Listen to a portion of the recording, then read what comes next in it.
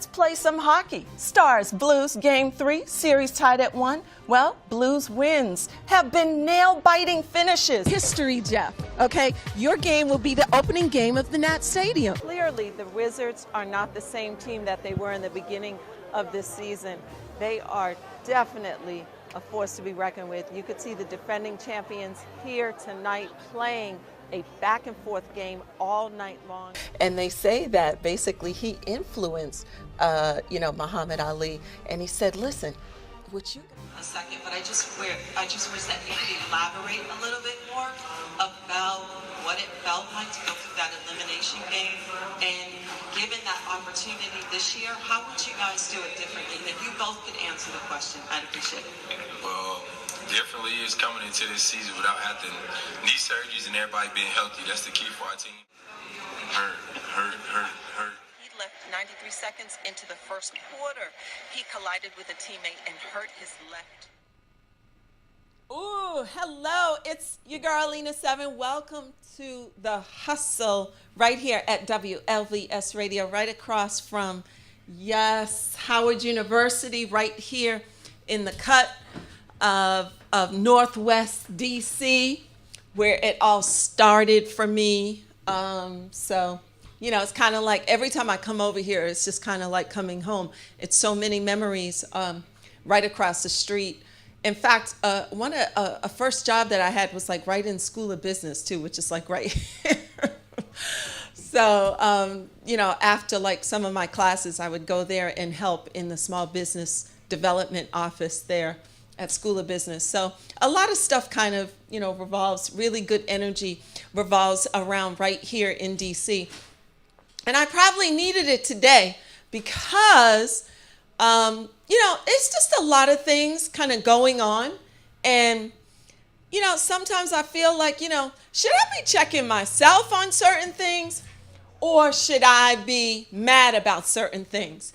And, sometimes I get upset about things, especially regarding my daughter, who is doing so well in tennis, and I'm so proud of her. And, it's just that I see her getting beaten by certain things, okay? So she wins Player of the Week in the ACC 5 times. She's a 5-time Player of the Week in the ACC, which is very difficult. And I don't even know if a freshman has ever done that. And she did that this year. She placed 2 at NC State for a freshman, very good.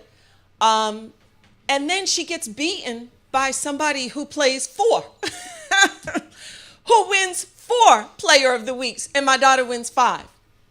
She gets beaten out for Player of the Year, ACC Player of the Year. So when something like that happens, you kind of get like, oh, really? You mean to tell me you honestly didn't see that my daughter won 5 of them and your girl plays 4? She doesn't play the threshold of pressure that my daughter plays at 2. So it's just, certain things just kind of got on my nerves.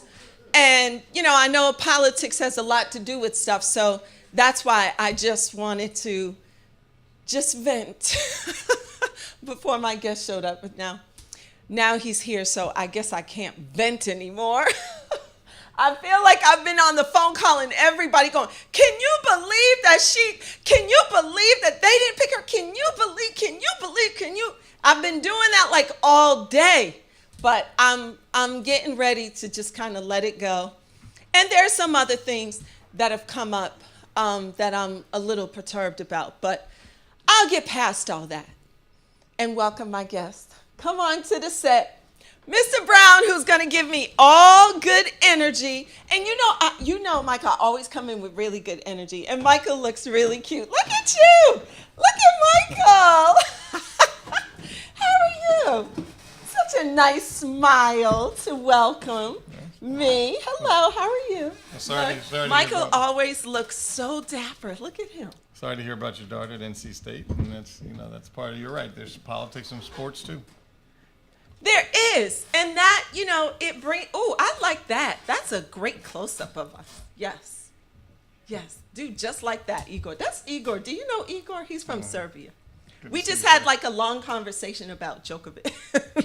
Do you know who Djokovic is? Of course, a great You tennis do? player. Right. And a great personality, right? Yes. A lot of fun. Igor's like, Alina, what are you doing?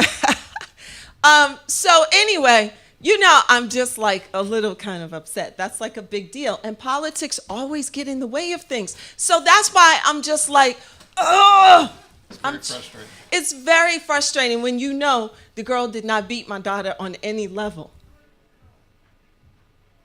It's tough, but that's part of growing and learning, and then that also shows that she has to be better than everybody else, and like even She much was, better. but that's what it was. She was, and she still didn't get. So anyway, all right, Michael. So what's going on? Michael's here every last Tuesday of every month to give us an update on the race to 2020 to get Trump out. No, I'm just. I know you're like, no, we're not trying to get anybody out of office. We're trying to get somebody in office, right? That's Okay, so where are we in terms of candidates now? Because I'm all confused now. Okay. Well, there are now 20 candidates. Oh my after, God, I can't last keep week, track. Joe Biden, Vice President Joe Biden, got in the race and he made 20. Right. And I think that's probably it. I No think it's more is certainly- going to be added. I think it's certainly possible, maybe one, but I think now that Biden got in, Terry McAuliffe decided not to because Biden got in. I think pretty much the race is set. And then you'll see Is this Terry McAuliffe, who used to be head of the DNC and Governor of Virginia. And Governor of Virginia. So Okay. you'll probably see 2, possibly 3 tiers of candidates. Okay. You'll have the top kind of 3 or 4. Okay. Then you'll have the second tier will probably be 6 to 8, Okay. and then the bottom 10 Really? is going to, or 8, depending on how you do the math. Okay. Okay. So Biden jumps in the race. And he was he well. That's always Vice President Joe Biden former decided. Vice President for Barack Obama, Right. and he was always kind of the front runner, and now he's some of the polls has him way up, and Bernie Sanders is 2, and Mayor Pete is 3, and then everyone else is coming after that, mostly in single digits. Beto O'Rourke hasn't really caught fire. Okay. Senator Harris is staying steady. Okay. And then and Cory Booker hasn't really caught fire. I know. So- I like what's wrong with Cory Booker's campaign? I love what he stands for. He's like a junior Obama. He's a strong candidate. For whatever reason, he's not catching fire. And frankly, Senator Harris has done better than he has. Do you think it's because he doesn't do you think he comes across as still kind of like a player a little bit? People don't take him as seriously, maybe. Possibly, he's obviously a little younger. Yeah. So who knows? For whatever reason, but it happens a lot. You'll have certain candidates that do really well, either in Congress, Senate, good governors, and for whatever reason, Yeah. once they get on the national stage, they don't catch for a variety of reasons. I don't think there's one reason to pinpoint, and it's still very early. He could still. But he's such a great speaker. He's excellent. He presents a very united front. Excellent. I mean, he's got a strong handle on the issues. He's got a great, oh my God, Yeah. I can't think of And anything bad about him. keep in mind, the first caucuses and primaries aren't for another 10 months. Okay. So there's plenty of time. There's plenty of time for him to to- catch fire and do what he needs to do. So Okay. it's very, very But early. but at this point in the game, do you start ramping up your campaign in some way if you see that you're not catching fire? Well, you start making some decisions. Is this something Right. you really want to do, or do you now say, hey, who can I get behind, and then get a great position in the next administration, or Okay. or the vice presidential sweepstakes? Vice presidential sweepstakes. But I think that. Okay. But I think if it is a white male that is the nominee, like a Biden, I think you will see an African American woman as the vice president. And I would Do think you it should think be. so? I think it should be Senator Harris. I think a Biden Really? Harris ticket checks all the boxes, Ooh, really? and it gives us an opportunity, because Joe Biden's at the head of the ticket, to win back what was called that blue wall, Pennsylvania, Wisconsin. Michigan, those critical states Yes. that have always been blue, Okay. Trump flipped. Okay. And you're going to need someone like a Biden to flip them back. And then if you have Senator Harris on the ticket as well, you can't ask for that. People of color should be extremely happy. Yes, certainly women. we would. She's qualified, she's smart, and she would be ready to be president if she had to be. Wow, wow, wow, wow. So do you think that she knows that now a little bit? Well, I think, again, think no. I don't think any of them are thinking that now. They're not thinking They're all that. thinking Okay. it's early. We have 10 months to get ourselves together. But Okay. come really exactly this time next year, possibly a little before, there will not be 20 candidates then. No. Much fewer. They would have dropped off by then. Exactly. Much fewer, Okay. and then you'll start to see where the cream is, A, and B, then you'll see the vice presidential sweepstakes playing out. Oh, okay. Then candidates start coming together and figuring out who they want as their As number two. as their Robin to their Batman kind of thing. That's absolutely correct. Okay. Just to kind of put it in, No, you're absolutely. in my laid perspective of things. Okay, so where are we in terms of getting Trump up? All right. Well, there is. I'm just playing. I'm just saying, well, where are we with Trump? Well, there are two ways. The Republican side of the ticket. There are two ways. Okay. All right, first way is clearly there's been a lot of chat about impeachment.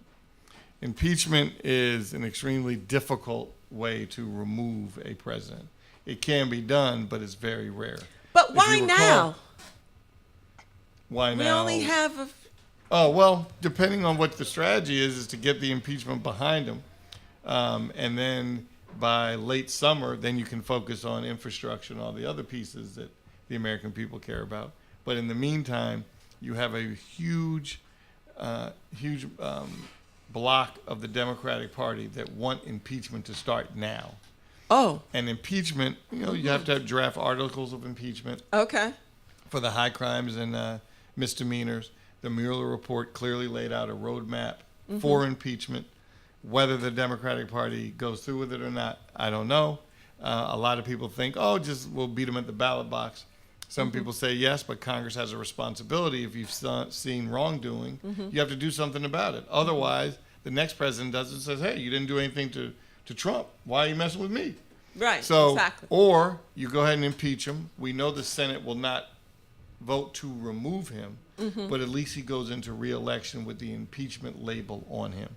And that's part of his legacy. Okay, so if you have been impeached, you can still run? Yeah. Here's what, if you're not, That's a trip. if you're not removed, You've been fired, but you can still now run for your job again. Ooh. it's a two-step process. Okay. The House does the impeachment. Okay. It's basically they draft the articles of impeachment, and then they can vote for impeachment. Then the Senate comes in where the trial happens, Okay. and then you're found innocent or guilty. President Clinton, if you recall, was impeached, then had a trial, but was not removed. And that's probably what will happen with Trump. If he's impeached, the Republican Senate will not remove him. But he'll still have the impeachment label on him. Just like Clinton, who we all liked and loved, still part of his legacy is he was impeached, Wow. but not removed from office. But not removed from office. Okay. So tell us exactly what do you feel would be the grounds to impeach him, or what is the Democratic Party trying to get him on that they feel they might be successful in impeaching him? Well, if you like the Mueller report's roadmap, it would be obstruction of justice. Supposedly there were 10 to 12 obvious counts of Okay. obstruction of justice that the Okay. president did throughout his presidency. And then the question is if Democratic Party wants to go through with articles of impeachment. There have already been some members of Congress that have started drafting some, and so we'll see what happens. I do not think it will be a bipartisan impeachment. If it does happen, it'll Okay. happen along party lines. Maybe one or two Republicans vote for it. But it won't really matter in the end because the Senate will not remove it. Right. Okay. So Who most would be- most who- likely it will be ballot box in November of 2020. Okay. So who would be really responsible, though, to lead the charge on that? It would be Speaker Pelosi. It would be her. She would okay. have to be the okay, one that's what to, I was just wondering. to basically say. I was sure whether it was Maxine too. Though. No, Maxine. No, she is part of it because she clearly is part of the leadership and chairman of a very important committee. Right. So Speaker Pelosi would say, okay, Jerry Nadler, the congressman from New York, who's the chairman of the Judiciary Committee, would say, you know what? It's clear, it's simple, it's obvious. We have to start impeachment hearings. And once she does that, then an impeachment will start. And the process will start. Right. But that would have to come from Speaker. That would have to come from Nancy Pelosi. Okay. But keep in mind, the AOCs of the world, Congresswoman Cortez and the other younger freshman members who wanted to start impeachment long time ago, right? They're really the ones putting the pressure. But as the American people continue to see the Mueller report and the roadmap, and all these investigations continue to happen, and the Trump administration continues to stonewall, not give witnesses, not give documents, the American people are going to say, you know what, you're stonewalling, you're trying to hide something, start impeachment hearings. It's going to get deep in the next couple months. Oh, you think so? Mm-hmm. It's going to get, so is he going to have to produce? No, he's going to fight, and it's going to go to court. Okay. And then it's pretty clear in the Constitution, Congress has the ability to do this. But what Trump's trying to do is run out the clock. Basically trying to stretch this all out, delay it as much as possible, so then everyone gets to the election and say, you know what, it's too late, forget it. Right. Oh, wow. So everybody's playing a game, and we'll see who blinks wins first. So is Nancy Pelosi under... She's not making any moves, any quick moves at all. No, what she is concerned about is that if you impeach Trump, that his base will get more excited. I really admire and respect Speaker Pelosi's opinion, but the Trump base is already energized. I don't think an impeachment is going to make them be more energized. So I think it's going to be difficult to keep an impeachment from happening. The only person that does keep it from happening, though, who I respect and understand her position, is Speaker Pelosi. Wow. Oh, my God. That's such good information. Whew, I would not want to be her right now. No, difficult. Or him. Or his children. Oh, no, I know that. But I'm just saying, I wouldn't want to be her because... that pressure? The pressure. I mean, she's getting pressure from her own party. Yeah. She's getting pressure from women. I mean, she's like, Yeah, tough. And as aggressive as she's thinking the Trump followers are going to be as aggressive as some of these council members and her colleagues to force her to play her hand. But when you admire Speaker Pelosi like I do and many others and absolutely respect her judgment, whatever she decides to me will be the right thing to do. Ooh, really? You sure about that? No, you're not going to complain, but damn, why didn't she go forward with the impeachment? No. But I think the part of the problem with not going forward with it is you do have a lot of folks, independents in particular, around the country. They're like, I don't understand. The guy clearly obstructed justice, so Congress isn't going to do anything because we should just deal with it at the ballot box. No. Right. Congress has a constitutional responsibility for oversight. You can't just turn your head and say, oh, we'll just deal with it later. Yeah. So that means the next president comes in, and as mentioned earlier, will be like, oh, okay, you didn't do that to Trump, so why are you doing it to me? Why are you doing it to me? Right. Oh, my goodness. Okay, so so let's just talk quickly about this part, about the part that I really have wanted to know. And I asked some people do you think this would be an interesting question, or where are you in terms of the election? And so in all of my conversations with different people, they were all saying, well, how do we protect the integrity, or where are we in terms of protecting the integrity of our vote? And is it going to be infiltrated in some way by Russian intelligence, or, so do you know anything regarding that? Yes. Well, one thing we do know is that it is clear that the Russians did hack into our election in 2016, and it's probably going to happen again. What we have to be aware of, when I say we, our people, is don't get fooled by the okie doke. when you see weird emails coming up and weird posts on Facebook and Twitter, it doesn't mean you have to believe it. But when you say 'Cause weird, those could be Russian bots putting things up saying no one cares about you, don't vote. Your vote won't make a difference. Right. Because when I see like, crazy stuff, I'm like, well, what do they mean when they say that regarding the election? So you're saying if you see posts that talk about you or your vote, there's something that there's something that attaches you to your vote. Correct. That you need to look out for. Correct. Okay. So, but the bottom line is, clearly you need to be informed. You need to make sure you make the right decision for yourself and your family and your community. Okay. But you need to vote. Do not sit back and have something weird happen and then the next day say, oh my gosh, I should have voted. You need to vote. Your vote does count. This guy, as you know, I don't call him president.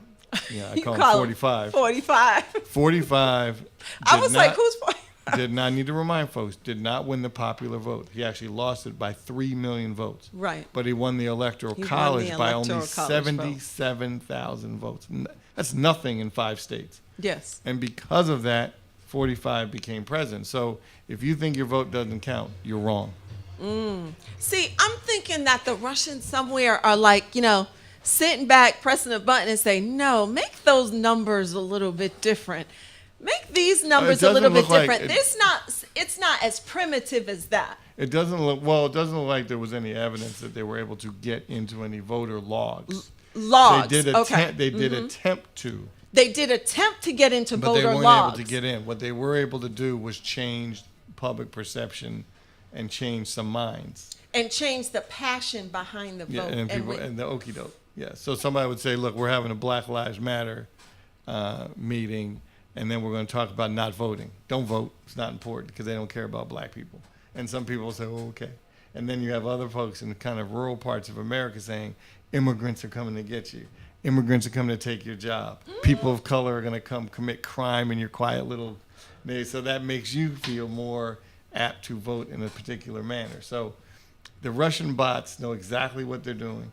If you believe the Mueller report, they got some polling data from Manafort, so they knew exactly where to put those bots and some of those ads. Okay. And clearly it worked. Because remember, he did not win the popular vote by more than 3 million, but won the Electoral College by 77,000. Yeah. But also, what was the African American vote like when during that election? Because we didn't really come out, though. No. Well, we didn't vote. We did not. But that's not why. The quiet is kept. Right. The reason Hillary Clinton did not win was because of white women voters. They were 56%, right? White Correct. women voted for Trump. But what was the black woman's vote?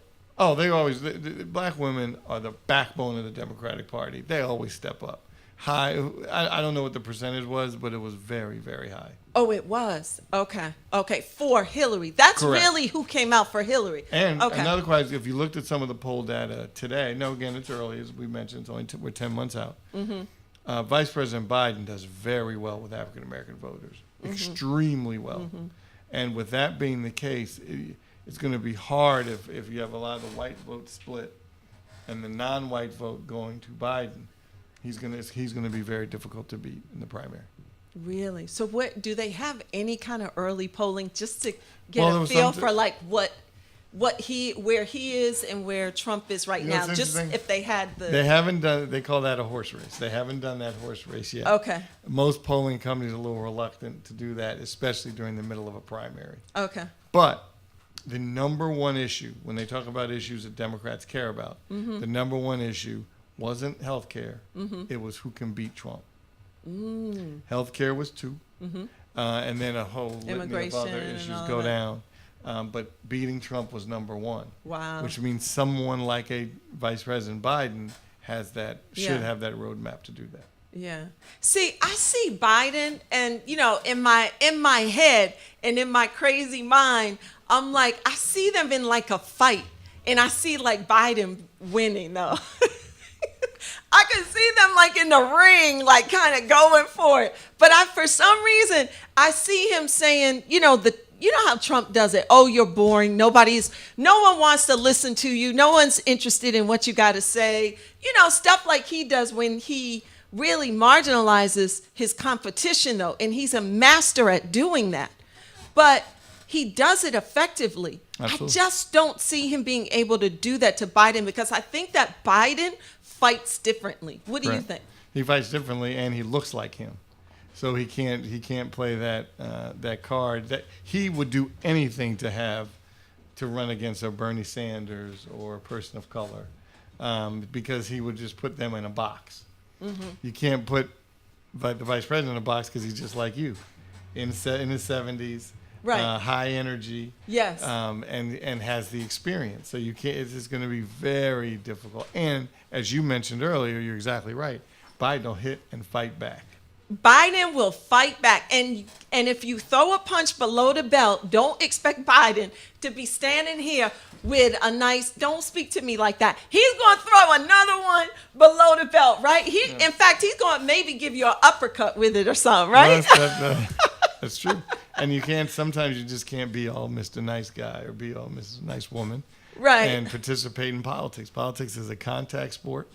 And sometimes you have to get a little dirty. Wow. Okay. So where are we before we end this part? Where are we in terms of what should we be doing now as we as the road to the race of 2020 is? Where should we be right now? Well, now people need to get informed. Read, watch the news shows. I'm not suggesting every day, but just start to understand where people are related to policy that's going to impact your community and your city and your family.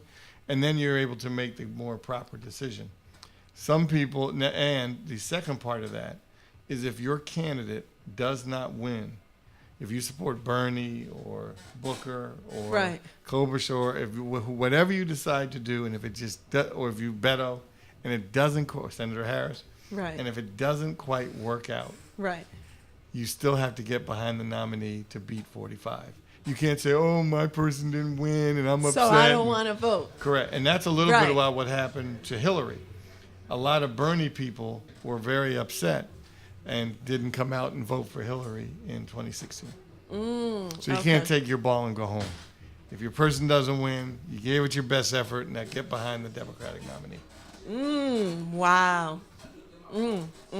Okay, so when are the exact primaries, Michael? Well, the first one is in February, which is Iowa and New Hampshire. Okay. Then it goes to South Carolina and Nevada, and then Super Tuesday with California and New York and Pennsylvania. Some of the candidates won't make it to Super Tuesday because you need a lot of money to run in those big states all at once. Right. Okay. Most of the candidates can hang through New Hampshire and Iowa, maybe South Carolina and Nevada. But once you get to those big states, those big primary days and Super Tuesday, you got to have a whole lot of money, and you really have to be rolling. If you're not, it's going to be difficult. Okay. See, that's where you'll see the cream really rise to the top. And so really by Super Tuesday, maybe there won't be 20. Maybe there'll be 10 to 12. And of that 10 to 12, there'll be 3 or 4. 3 or 4. That are really it. Okay. And then after Super Tuesday, you're looking at 1 or 2. Because you'll have the person way out in the lead, and then the second person who did will try to get to the convention in July, but highly unlikely to have some kind of divided convention. Usually by then everyone comes knows together who the nominee is for the party. I see. So it's an interesting calendar. Yeah. So right now, inform yourself, read, watch news television, see who you like, check out their policies, but most importantly, if your person doesn't win, get behind the nominee, because you got to get 45 out. That's not an option. Another 4 years of him. All right, that's your race to 2020. You and your people better head back to Africa. That's your race. Because he's going to be coming for all you all.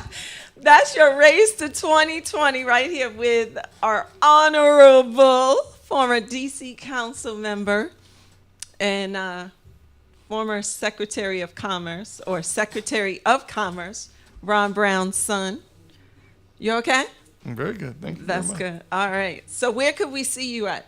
next? What are well, you you'll working on now? Well, I'm working on. Well, I go on Roland Martin's show every Monday evening to talk a little politics. Okay. I go on a conservative radio show every Thursday night. Okay. I'm the Democrat on there. Okay. Have my book out end of this year. The end of this year. Yeah. Okay. Or early next, depending on. Ooh, is it gonna be schedule. juicy though? What I hate when people put out books and they're just and not they're juicy. boring. They're boring. I'll have a little drama in there for you. Oh, okay. Okay. little- This I want to see. Yeah, I'll have a snippet or two. You'll have a snippet or two. Okay. Well, we'll have to look forward to that one. All right, we're going to take a break because my next guest, yes, he is head coach of the Capital City Go-Go. They are they just had their debut season, so we are excited about all that went into this season and talk with head coach Jarrell Christian coming up in about another minute or so. Come get him, coach. So- Come get him, coach. We'll be coming up. We're going to take a break. Don't go anywhere. I'm coming right back, right here at the...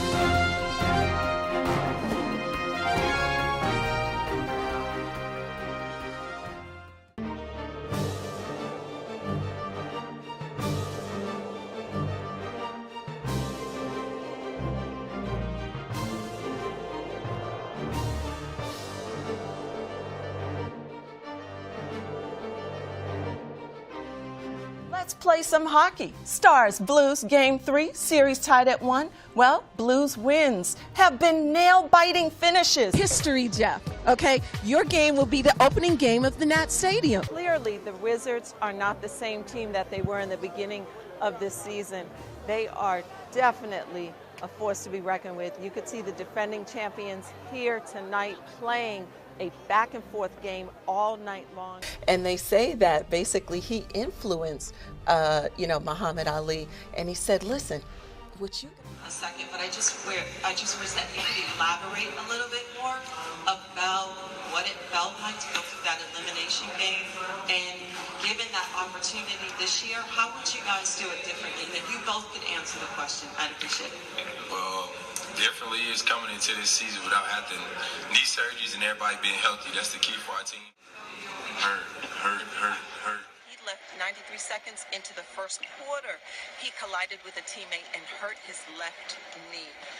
Don't know what's going to happen for the future with the playoffs, but anyway, Kevin Durant never returned back to the game. Hey everybody, I'm Alina Neves, courtside at Capital One Arena, where the Washington Wizards, who are 9-5, take on the Miami Heat, who are 6-8. Now, as you know, the Washington Wizards beat the Heat in Miami, so tonight's going to definitely be a revenge for the Miami Heat. And the big scorer tonight was Bradley Beal. Yes. All right. Welcome back to The Hustle. Right here with your girl, Lena 7. And I have Jarrell Christian, head coach of the Capital City Go-Go, right in the house. We had Pops not that long ago, and I'm happy to get the head coach now. Oh, those are some big shoes to fill. Everybody loves Pops around here. So. I know. But look at you. You got your own shoes that you fill. Excuse me. I'm here, so I'm excited to be here and chopping it up with you for the evening. So take it easy on me. How about that? No, okay, all right. We won't load you down with a bunch of questions, but, nonetheless, I am a little nosy, though, Jarrell. Have at it. I'm an open book. All right, so, Jarrell, before we get to the Capital City Go-Go, okay, we always deal with the hustle, right? Because that's the name of the show. It's all about the hustle. Yeah. What doesn't have a hustle? Right? Man. What part in life doesn't have the hustle? Everything has a hustle. Everything. Right? Yes, Everything. it does. So it's really all about what you make it, right? So just tell me about what your progression was like. Yeah, like you said, everything has a hustle. Mine is it's probably no different than a lot of young coaches. I'm only 32 years old. So for me to hold a head coaching title in the G League is really special to me. But it started basically 10 years ago. It started when I was 22, and I just graduated college. Okay. And from there, I went on, and I was a full-time volunteer. And not a lot of people know what a full-time volunteer means. Okay, what is that? So you're basically putting in a full day's work, a normal 8 to 4, 8 to 5. And you're just not getting paid for it, Okay. So luckily I was in a position where my family could kind of help me out with some housing. But I did that for a whole year. And then after that year, I was able to get on at my alma mater for 2 seasons and finally get paid at Emory and Henry College. Okay, And okay. so it started off Division II, Division III lower levels. Right, but you started off as a GA assistant, or even not even there. Not even there. Not even a GA wow, assistant. I didn't know that. Yeah. Okay, so that's different then. Absolutely. You know, a lot of those times, you know, you're a GA assistant, you're getting some schooling or some classes paid for. But Yeah. at that time, the institution I was at, they didn't offer any of those classes. So literally, I was there as a full-time volunteer. Okay. You know, and it was a great experience. I learned a ton. But a lot of people that I always talk to, you know, they ask how can they get into coaching, and I talk about the hustle and I talk about the sacrifice, and not a lot of people are willing to sacrifice, you know. And luckily, I was in a position at 22 where I didn't have any bills, didn't have anybody else that was, Family. I didn't Yeah, have a you didn't family, have so that, right. so it's kind of easier for me to do that at that time, you know. Right. But a lot of folks don't want to hustle like that or take that. That stand, especially so early. You know, they want to come out of college and make a ton of money. Right. And I was cool with waiting and paying my dues a little bit. Right, right. Well, that's fortunate, though, that you had a family that could support you in that process, because let me tell you, that's very difficult for some people who don't have that Absolutely. kind of family structure to help them. 100%. You know, so family is so important. Thank God for family. But just take me back a little bit before college. What were you were very active in basketball as well, right? As a kid, what kind of sports did you play? So my father is a Olympic sprinter. Oh, Olympic, not yeah. just a sprinter, an Olympian. So he participated in the 1980 Olympic trials in Oregon. Now, unfortunately, he didn't make the final team, but that's also the year that they Okay. boycotted anyway. Oh, okay. So that's where a lot of our athletic genes come from. You know, I have an older brother who's 4 years older than I am, Okay. who is now the head coach at George Washington here in D.C. Here in D.C. Yes, ma'am. He just got that job probably about a month ago. You know, so we're back reunited in the same city. That's For the nice. first time since I was That's 16. sweet. You know, so we had an athletic family. You know, I played baseball, backyard football, you know, all that stuff. I loved track, all those things growing up, you know. Okay. And it wasn't really until my senior year in high school where Okay. I realized that I wanted to play college basketball. Basketball, You know, and okay. up until then, I love track. I love track and field. You know, even till this day, if there's a track meet that comes on, I'm sitting there watching. I'm calling my dad on the phone. Right. We're talking about different races and different techniques. You know, so Right. I've always loved track and field, and I've always been a fan of it. Oh, that's good. That's good. Okay, so you get into basketball and you go to college and you play college basketball. Correct. Okay. Correct. And then are you thinking coach at some point? I didn't really know. You know, You didn't know? I did not know. Okay. Just like a ton of college students, I changed my major a number of times. Okay. I started off in the kinesiology field. Oh, okay. And then I went from Kinda there my to field a little bit. yeah, and then I went from that to athletic training. Okay. I wanted to have my own PT clinic one day, Yes. and that was kind of the path that I was taking. Okay. And so psychology was in there a little bit, mass comm was in there a little bit, and then I Okay. kind of decided on you know, sports management. You know, I had a ton of those classes already under my belt. So luckily, I graduated with a sports management degree, and I was able obviously to put that to use. To convert that. That's wonderful. Excellent. Okay, so then we fast forward, you become a GA at Tusculum College, Tusculum College. Division II school in Greenville, Tennessee. Okay. And you're what? Excited about it? You're like, yes. You know, it's crazy. People always, I had this conversation with someone recently that they were panicking because they were a senior in college and they didn't have their next job lined up. Their job. And yeah. they were trying to figure out, you know, what am I going to do? What am I going Yes. to do? And so basically the lease ran out in my college town August 1st. And so I sent out a ton of emails at that time, handwritten letters back at that time. It was only 2009, so it wasn't that long ago. A lot of phone calls never got returned. You know, a lot of rejection letters sent back my way. But it didn't discourage me. You know, I Okay. continued to reach out to coaches that I knew around the area. Okay. And it wasn't until July 22nd that I actually got a call back saying we have an opportunity, Okay. but you know, it's a volunteer position, so you won't get paid for anything.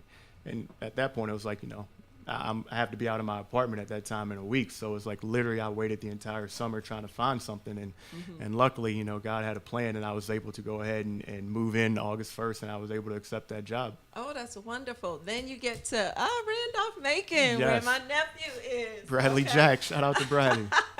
Yes. We're so proud of Bradley. But Yeah, so I again, like I was at my alma mater of Emory and Henry College for 2 seasons, and then I went on to be an assistant at Randolph-Macon. Okay. And one of the good things about Randolph-Macon is that they've got a huge alumni support.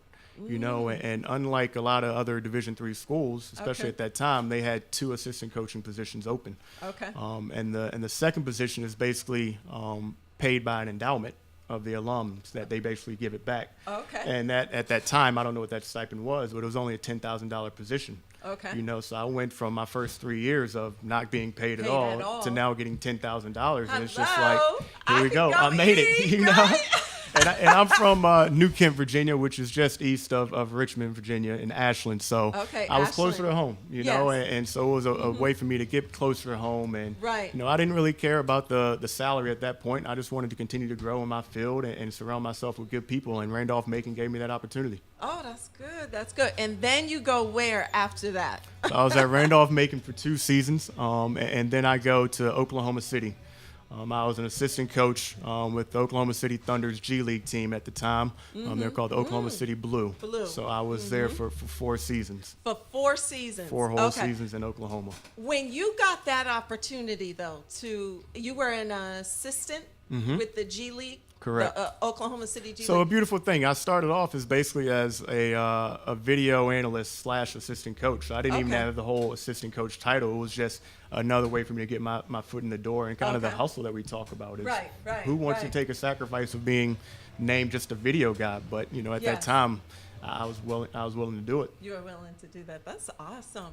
So you get that, but do you do that for 4 years, or do you kind of move up a little bit in the? I moved my way up. Each season, I kind of got promoted and bumped up the ladder, so to Okay. speak. So something unique happened. After my first season, we had 3 other assistant coaches. One of them got out of G League coaching, who is now Damian Lillard's workout guy, who actually just got shouted out. Phil Beckner was one of the coaches. Royale Ivy, who is now with the New York Knicks as an assistant coach, and Andrew Jones, who is now with Oklahoma City Thunder as a player development guy. So all those 3 guys just bumped up, and so naturally I was still there, and it kind of got me a little bump as well. And unique thing that happened was, with some turnover with the Thunder staff at the time, our head coach got the call up to the Thunder staff. So I took over for the last 15 games and was the interim head coach. Okay. So it was just, a year and a half removed from Randolph-Macon, and now I'm an interim head coach of a G League team. So I always tell people, be careful what you wish for. You never What know you when it's wish going to for. happen. And it happened a little bit sooner than I thought, but Yeah. I was grateful for that opportunity. That's awesome. Okay, so now just move on to how did we get you in DC? Man.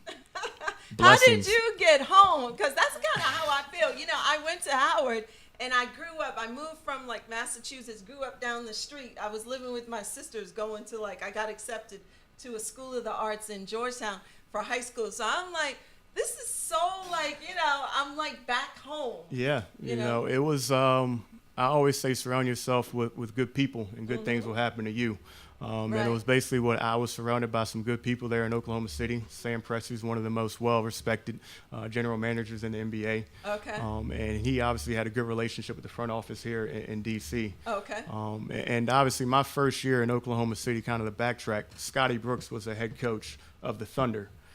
So Scotty and Robert Pack, and Maz and Turp, some other guys that are Yes, here I know on Robert staff with very the well. Wizards Uh-huh. were there in Oklahoma City with me my first year. Okay. So obviously when this position opened, it was something that intrigued me. It was a way for me to get back closer to home. Yes.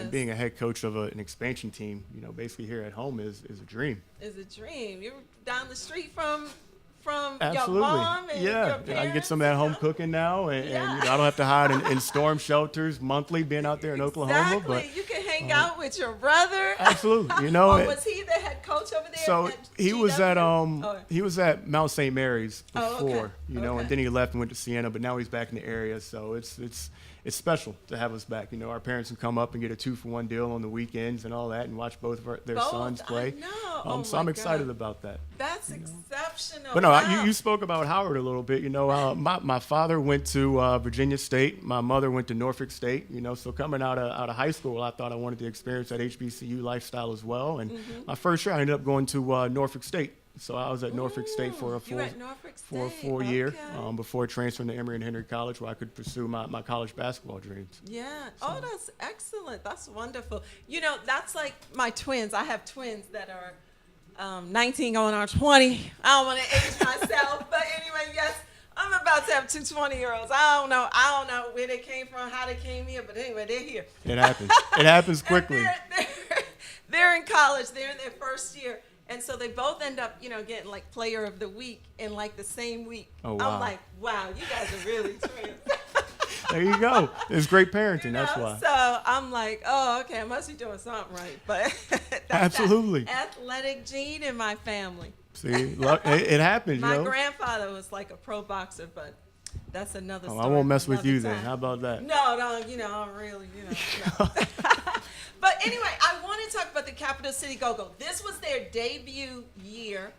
Obviously, the league changed from a D League to a G League. Correct. So Gatorade bought the league, and then that's when we rolled out the red carpet for the Capital City Go-Go. We came up with a name that's synonymous, I guess, with this city. It's all about the Go-Go here. Yes. So, I was on the streets of Georgetown, remember all the Go-Go. So I'm someone who they're speaking to loudly, but anyway, nonetheless, so this season I feel was really good. I know that they didn't make the playoffs, but I felt that it was good for a debut season. Yeah. Where do you guys feel like where was your ambition? Because I always think that people talk about, oh, you had a great senior year at this, but their ambition is completely different Yeah. than where your ambition Yeah. as a head coach would be.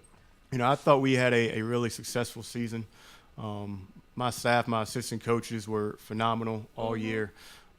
I believe I just saw a stat the other day is we played 50 games. We started 32 different lineups. Okay. And we suited up 28 different players for basically a 10-man roster. Okay. So our turnover with the roster was significant.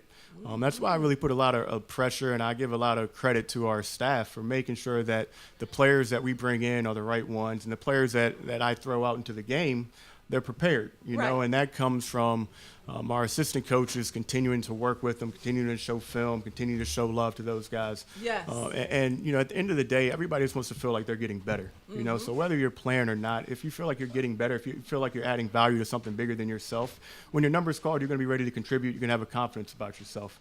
And I think we did that to a really high level and to a high standard. But basically, the G League is in place for the two-way players. We had Jordan McRae as one of the two-way contracted players, and Devin Robinson was the other before he got injured. And Jordan McRae obviously just recently signed a contract with the Wizards. He did. So congratulations to him. He's and, gone. and He won't be a part of the G League. He will not be a part of the Go-Go anymore.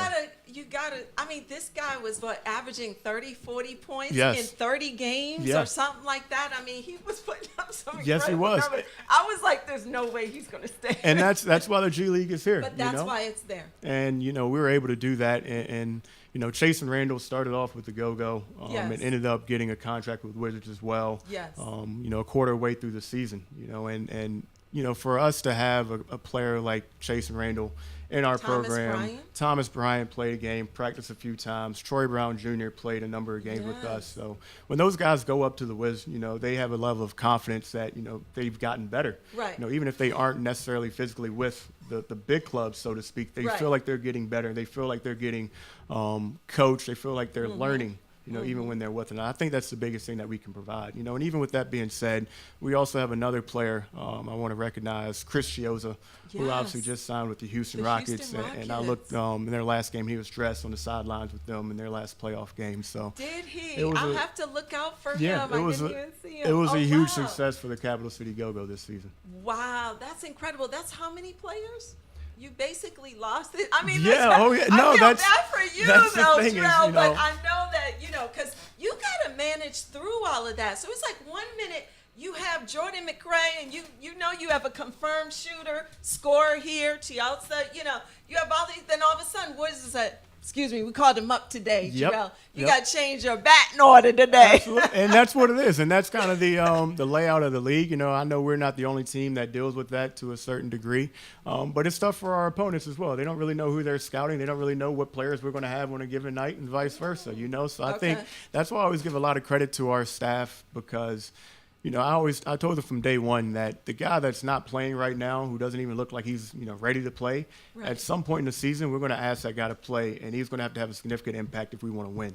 Okay. So you got to make sure that you're giving the necessary attention to players 1 through 12. Even Okay. if they're not in the rotation, at Right. some point in the season, they're going to be asked to play a significant role for the team. That's excellent. Okay, so just do this for me. If there are people that want to try out for the G League, for you, for you, I'm Yeah. just putting you on the spot. There are some people in the studio, so just Okay. putting them on the spot. Yeah, yeah. But if they want to try out, what should they do? Where should they be? I mean, what would you recommend?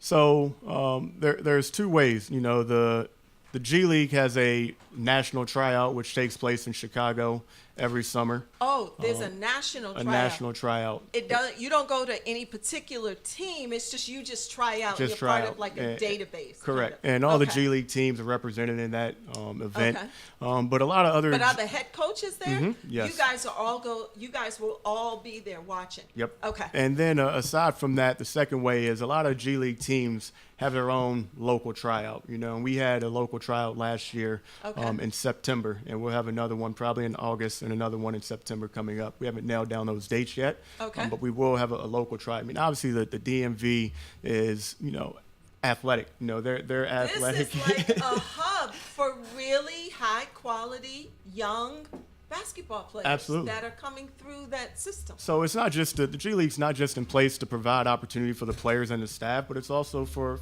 anybody that's trying to get into the league, Right. And that's what we did this year with our local tryout. We had a ton of talent in our local tryout, and some guys made it through to the next round and made it to training camp. And that's all you can really ask for those opportunities. Right. Right. And what do you just look for? Aha. It's a tough one. I first thing I look for is professionalism. Okay. Players that are going to come out and represent the Capital City Go-Go and the Washington Wizards with a level of respect, and carry themselves in a way. Second thing I look for is grit. The players that want to do the dirty work. There's not a, and I know now with everybody shooting 3-pointers and doing all this stuff and step back. That's what everybody wants to do. thinks they got to be But Steph. yeah, but I want the guys that are going to go out there and dive on the floor. We're going to go be physical on some defenders and things like that. Then after that, I look for guys with a high IQ. With a high IQ, if you know how to play the game, if you play the right way, if you help Okay. your teammates out, those are basically the three things that I'm looking for in those types of events. Right. But And then it's, also, if you come across somebody who's Kevin Durant and Yeah, everything, yeah. What did Kevin Durant? I mean, he scored 500 points or He's something unbelievable. like that. He's another in one from 5 this area. games or something. I mean, I'm not sure what the stat is. He just He's like unbelievable. right where Michael Jordan and LeBron Yeah, are. luckily I was able to spend 2 years with him in Oklahoma City, so I see all the work that he's done leading up into this point, and it's no secret to his success. Yeah. No, I mean, he's an incredible player. I mean, I have my issues though with Golden State, Uh-oh. but we'll keep that a secret for now. When I have my playoff show in a few weeks, then I'm gonna have some players here, and we're gonna duke it out because I'm tuning in for that one. How about that? Yes, you got to tune in for that one because I swear the refs are on payroll, Uh-oh. on somebody's payroll. Uh-oh. Yes, You can say I that. did say that. I do I don't wanna- think I don't that. wanna get think fined. they're on I don't the know who's Warriors listening. payroll, but They've got a well, tough at least job. they were the other day. Yeah, no, the referees they have a tough job. I saw Mark Cuban They just do. had a tweet. A lot of the refs that are now in the NBA have started in the G League. And so They started they the G a lot of League. that's kind of the way the referees are wanting wow. to Okay. provide for Yeah. the league refs in the NBA is starting somewhere and having them pipeline upward, and Yeah. that's something that, like I said, it's not just providing those opportunities for players and coaches, but they're trying to start the referee crews and officials down there as well. Yeah, that's true. That's very true. So just tell me about next season. What can we look forward to? That was a little bit different. This was your debut. Yeah. You're allowed to make some mistakes. Pop's not going to say Uh-oh. anything. No, just playing you That's the beauty of it. Pops and I, we first, we're in these positions, in these seats for the first time together. So we were Yeah. learning each other. We You're were growing learning. together. I was learning his managerial skills, and he was learning my coaching techniques and philosophy as well. But I think one of the good things that's unique with the G League is that I think you only retain 20% of your team from year to year. Yeah. So we're going to get a completely different team, a completely different roster. So you will have a different roster yes, next year. we will. Okay, So I it's didn't know that. and it's tough. It's Wow. challenging at times. 'Cause Yeah. you only have those players, those athletes for about 6 months out of the year. Okay. So we're all learning on the fly and we're all adjusting. But I think you can Wow. continue to see a team that's going to go out there and play hard and every game they're going to compete. You know, I Yeah. thought we did a really good job of competing. We're in every game this year, Mm-hmm. but hopefully making the playoffs. You know, that's something I've never really talked about or put into existence. But Mm-hmm. I think we've set the bar pretty high in year one.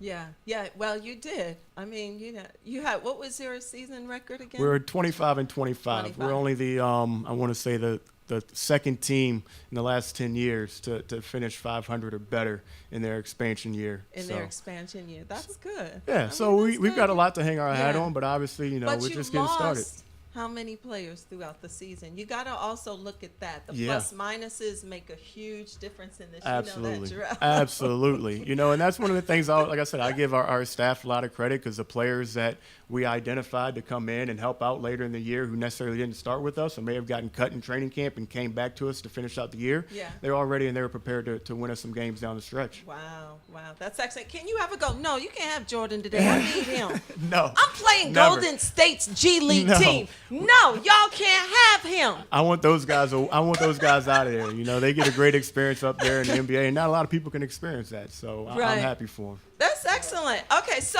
Jarrell, just tell everybody where they can get more information about the G League, about the tryouts, things like that. Don't come up to me. I do not know. I'm giving you the info now because people come up to me and go, "Hey, can you get me?" He's right here. He's telling it. Yeah, at Capital City Go-Go on Instagram and Twitter. You can email them, DM those folks. Pops Mensabonsu is another guy that's active on Twitter and social media. He's our general manager. He's got all the information when it comes out. So you all don't have to hit me up. You can go through our Twitter and our social media with at Capital City Go-Go and then also Pops Mensabonsu. Right, and you guys will put out lots of information when it's that time, right? Yes, we will. Meanwhile, work on their skills. Oh, absolutely. Work on that grit. Grit. Everybody needs it if you want to be successful. Right, work on that grit. Thank you, Jarrell. I Thank you. appreciate it. I It's so appreciate sweet of you to come by. Thank you so much. Hey, it's your girl, Alina 7 for WLVS Radio. You know what's coming up. We the shit, so I got to go because they are all looking at me like, Alina, get off the mic, please. Anyway, it's your girl. See you guys next week, Tuesday, 6 p.m. Yes. See you guys. Bye. It'll be May, too.